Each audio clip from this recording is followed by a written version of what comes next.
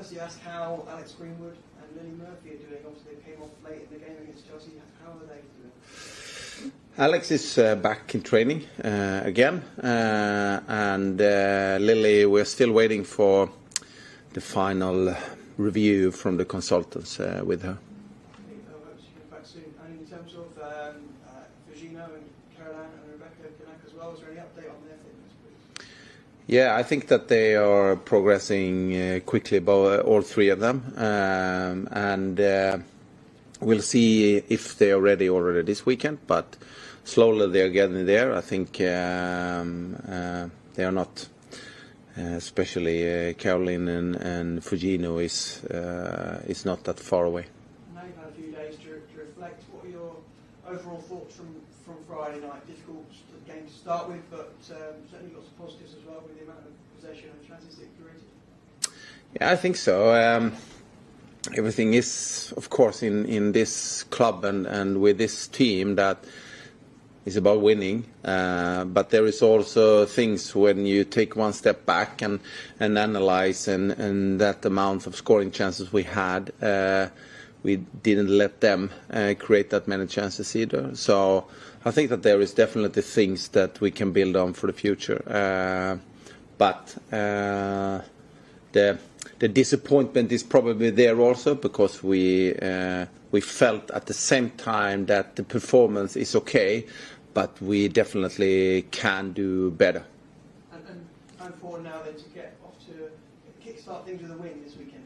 Yeah, no, we are looking forward to this game. Of course, it's fantastic to be home and playing the first game at home, and hope to I think, especially with the ball, for us to have a little bit longer attacks, making sure that we have a little bit more patience before we are going to the penetration phase. That it will be a couple of those things that we put a little bit more attention to.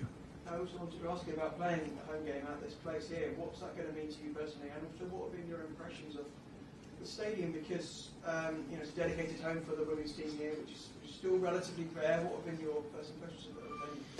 No, I think it's fantastic. I think the feel is great. I also seen a lot of games here on TV, and of course it's a little bit special with the first game playing at home.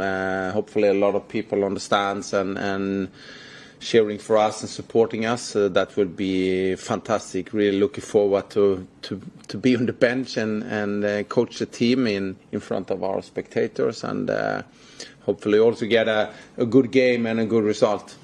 Good luck and thank you for your time. Thank you. Thank you.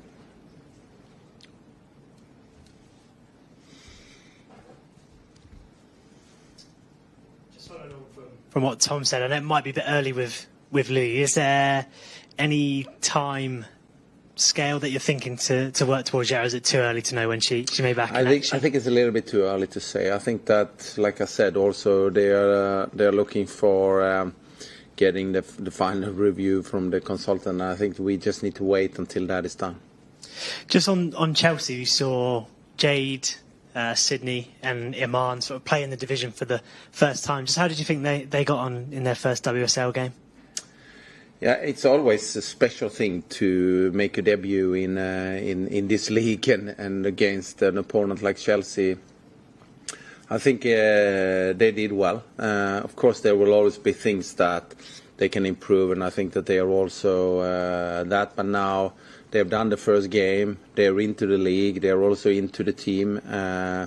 So with that, all that said, it's a relief for them that it's done, and now they can focusing on taking the next step, both individually but also for us as a team.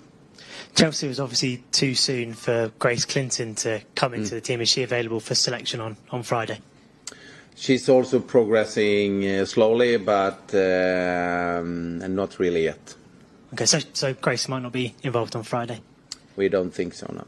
Okay, and then just obviously Brighton as a team, how do you sort of analyse the challenge that they'll bring on Friday? Yeah, I think Brighton is a difficult team to scout. I think that they possession-based team, have a couple of rotations and tactical moments in the game that is giving us a little bit of challenges. So it's an interesting team to play against because it asks a couple of questions to us, and looking forward to that. It's also having some individual good players also that we need to be aware of. But with that said, also everything for us is about to go and get a first victory on Friday, and also the good performance and building one thing from last week, but also take the next step. Brilliant, thank you. Cheers. Thanks, Sam. We'll go to Zoom now if there are any questions. Yeah. Hey Andre, great to see you. I was going to ask a bit more about Brighton, because we know they love to possess the ball. Dario is very keen on his pressing and getting the ball forward and the attacking statistics. So how, as you're developing this team, I imagine you want the same as well. But so how do you balance that I guess? I think that every time when we don't have the ball, we need to have a very clear mindset that everybody needs to know if we don't defend in a proper way, I'm pretty sure that Brighton will punish us with the way they're playing and the individual skill. And I think that's something that you always need to prepare the player for. That will definitely be. I'm not worried that the players are not ready for that, but I think it's something just to remind them of. But for us also, a team like that is also when they are attacking with a lot of players, when it's also giving you transition opportunities with the speed that we have in our players. But I also think in how they are defending, which I think also is going to give us a couple of opportunities that I hope we can use on Friday. And can I just ask about your leadership group? Because obviously Alex is your captain, but who else is involved in that, and how have you made that up? I think that a key thing in my leadership is that what I'm working with in this group is that we have a captain, yes, definitely, but all the other players has to be leading their own process, if that makes sense. Because I think quite easily as a football player, you turn to the captain or to a leadership group that is taking care of the issues that you have. So I'm working a lot with having my door open all the time and trying to create an environment where there is a lot of interactions with the players, so they don't go through some other, let's say, leader to talk to me or to the staff. I think the key thing is to create an environment where everybody feels that they dare to say what they think and how they are feeling. If there's things that they will ask about, anything that they would like to work with or whatever, is not to go through some kind of a group in between. So that is my preference, and that's why we haven't created a big group in the group, if you follow what I mean. Yeah, that's great. Thank you so much, and good luck on Friday. Thank you. Thanks, Sophie. Any more questions from Zoom? Just one, Judy, please. Yeah. Hi, Andre. Hi. And you mentioned there to Soph about kind of reminding the defence of how to deal with Brighton as they attack. I just wondered how different that challenge is for your defence, because Brighton play quite different to any other team in the league, especially the way they set up and kind of how that makes the defence react to following players into certain areas and stuff like. Do you have to put particular focus on them because it is quite different to how other teams in the league play? Yeah, both yes and no. I think it's like I said earlier that when we don't have the ball, you play Chelsea. They have their best qualities in this, and then you look for how do you stop them, and then you play Brighton, rotations, a couple of individuals that is very good, and then we just need to be aware of that. And there is always a part of not put too much attention on the opponent. I think a key thing for us is having our main structure in how we are defending, and that is a mix of playing zonal defending partly and playing more man-to-man in some parts of the field and some parts of the game. And this shifts based on the opponent. In some games it's more important to be able to play man-to-man, and in some games it's more important to play zonal.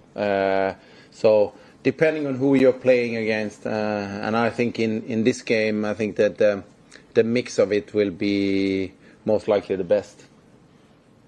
And I just wanted to ask you about Yui Hasegawa, because I spoke to her before the season and she kind of hinted at maybe being able to get forward a little bit more under your management. I just wondered how, when you were assessing the team before you came in, what was it about Yui that made you think, actually, I'd quite like her to make those runs from midfield, and how do you think that she's adapting to the different demands of what you want her to do? I think she's a very clever football player. She's very good in making herself available. She can see where there is spaces to use, and she's adaptable to other players, and I think that's a very important thing for a central midfielder. So what exactly like you're saying, but how can we also release her a little bit higher up? How can she be more of a threat, having more final passes without taking out this balancing role that she has done very well in the league earlier? So this is a balance of giving a player a little bit more opportunity to go forward, but not losing her identity.